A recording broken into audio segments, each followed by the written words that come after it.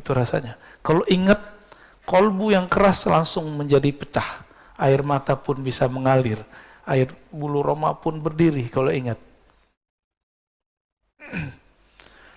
Oleh karena itu, dalam latihan zikir kami, biasanya sebelum zikir kita cek kolbu itu pakai taubat. Jadi ntar diajak yang hadir zikir itu, ayo kita istighfar. Jika kolbunya tersentuh oleh istighfar, berarti kolbunya masih sehat. Kalau enggak, berarti ada masalah. Istighfar ini juga harus spesifik. Jangan doa doang yang spesifik. Ini kan beberapa ustadz mengajarkan jamaah doa yang spesifik. Oke, sebelum kamu doa yang spesifik, istighfar juga spesifik. Jadi sebutkan kepada Allah, ya Allah, saya punya dosa ini. Dalam hati kita ngomong. Nah, itu yang disebut ngaku, menyesal. Ya. Dan saya yakin yang hadir, termasuk saya yang berbicara ini, tidak ada yang dijamin dari maksiat. Dulu, sekarang, nanti. Kita nggak tahu ya. Oleh karena itu, buang-buang jauh rasa diri ini suci. Berarti kalau begini, orang-orang yang merasa sok suci, itu kolbunya mati, walaupun zahirnya taat. Orang yang merasa sok suci. Siapa lagi? Orang yang merasa paling benar. Orang yang merasa paling benar tidak akan pernah menyesali perbuatannya. Benar gak? Nah, ini sisi lain. Kalau tadi dosa zahir, sekarang dosa intelektual, dosa spiritual. Salah satu dosa spiritual, indikator kolbunya mati, dia tidak pernah menyesali pemikirannya. Tidak pernah insaf. Tidak pernah mundur, merevisi kata-katanya. Seorang Rasulullah masih merevisi kata-katanya, apalagi cuma seorang ustadz. Apalagi seorang pimpinan. Rumah tangga kah? Suami istri. Kita harus membuang ego itu. Jangan sok perfeksionis mengatakan, saya kalau begini ya begini. Itu namanya keras hati, bukan pendirian. Kalau jelas salah, katakan salah. Oh, berarti saya salah. Kok kolbu susah untuk mundur? Barangkali kita kurang mencahayai kolbu dengan nama Allah Al-Latif. Maka saya menyarankan diri saya sendiri dan antum semua, baca nama Allah Ya Latif. Imamuna Abdul Hasan Asy-Syadzili menganjurkan baca Ya Latif, ya. Ya Latif. Itu 129. Baru ada efeknya. Ya Latif, Ya Latif, Ya Latif. Wahai yang maha lembut. Wahai yang maha halus. Mata dipejam, dipanggil Allah dengan hati. Dan rasakan kolbu kita akan lama-lama lembut, lembut, lembut, lembut. Ya. Nanti antum akan gampang minta maaf.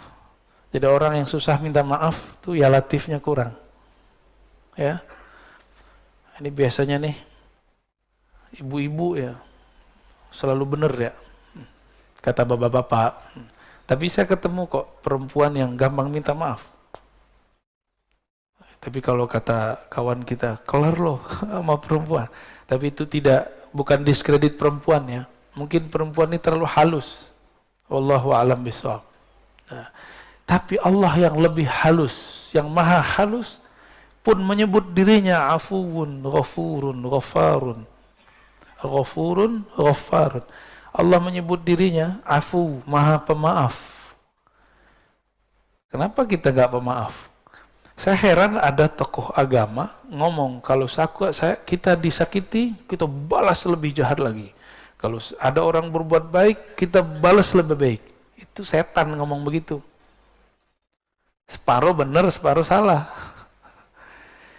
Kalau ada orang menyakiti, tidak balas menyakiti, itu baru waliullah. Ya, kita dihujat nggak balas menghujat, ente wali. Wali Allah kan la yakhafuna laumata laim. Dia tidak takut cacian orang yang mencaci. Karena dia sibuk kolbunya dengan Allah. Mau orang caci maki, mau orang puji, kolbunya sibuk dengan Allah Subhanahu wa ta'ala. Ketika ada orang memujinya, dia memulangkannya kepada Allah. Jika ada orang mengkritiknya, mencacinya, maka dia pulangkan ke dirinya.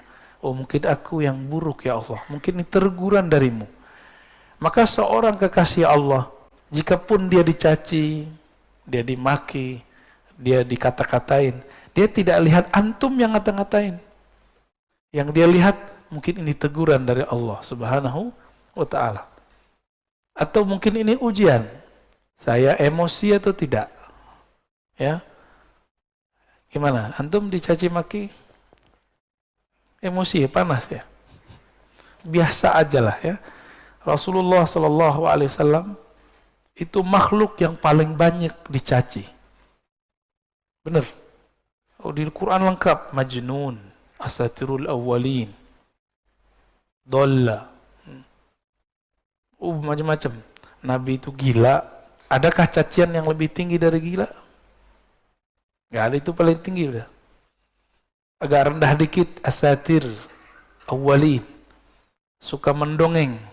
Rasulullah ini suka membawa kisah-kisah masa lalu. Bahkan itu menjadi perintah di Quran. Waqsusil qasasa. Bagi mereka ini dianggap sebagai dongeng. Dongeng apa lagi nih, gitu ya. Terus kalimat berikut, la ya'zum az-zanbu 'indaka 'azmatan tasudduka an husnil dhanni billah. Nah, ini beliau lagi ngasih harapan ya. La ya'zum az-zamb. Tidaklah dosa itu jadi besar. 'azmatan, benar-benar besar, tasudduka an husnil dhanni billah. Jika engkau menghadapkannya dengan husnuzan kepada Allah Subhanahu wa ta'ala. Fa inna man 'arafa rabbahu istasghara fi janbi karamihi zanbah. Orang-orang yang kenal Allah, maka di sisi Allah dosanya jadi kecil. Ini ilustrasinya gini. Kalau kita punya cucu, punya anak, punya saudara, punya teman, nyenggol di jalan, atau jatuhin gelas di rumah, dia tamu kita, tamu teman lama, atau anak sendiri, jatuh gelas, digampar nggak? Minta ganti nggak? Anak sendiri, atau teman dekat, tamu. Tapi kalau bapak lagi masuk ke resto, ibu lagi masuk ke resto, mecahin gelas, ganti nggak? Karena nggak kenal. Transaksinya saya beli, ya saya bayar, saya jual gitu. Nggak kenal. Coba kalau kenal, digratisin nggak? Gratisin. Beberapa kali kita makan di mana digratisin. Pas mau bayar, udah ada yang bayarin pak. Ternyata sohibnya. Ya. Ternyata sohibnya di samping kita nggak kenal, tapi dia kenal sama teman-teman saya, nggak jadi bayar, enak, tapi jadi nggak enakan. Mau datang lagi, wah nggak bayar nih. Jika kita kenal seseorang, dia berbuat salah, kita maafkan. Jika kita hubungannya, kita penjual, dia pembeli, kita gratiskan. Kalau antum kenal Allah, sorga Allah nggak jual, Allah kasih. Tapi orang yang tidak kenal Allah, dia memikirkan, dia membayangkan bahwa dia sedang beli surga.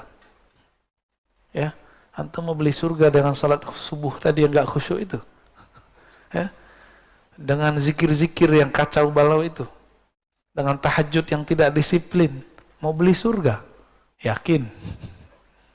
Dengan sedekah yang terbersit, ingin ditambahkan 70 kali 700. Sholawat, pengen beli mobil.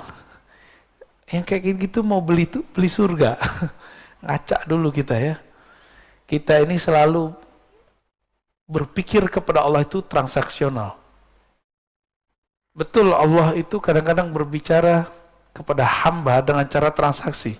Hal adullukum ala tijaratin tunjikum min adzabin alim. Tapi ini bukan tijarah bisnis antara makhluk dengan makhluk. Ini kita dengan Khalik. Maka kata tijarah di situ jangan diartikan bisnis. Jangan diartikan transaksi. Saya beli surgamu ya Allah dengan sholat. Ngaca dulu. Kita bisa tahajud karena Allah yang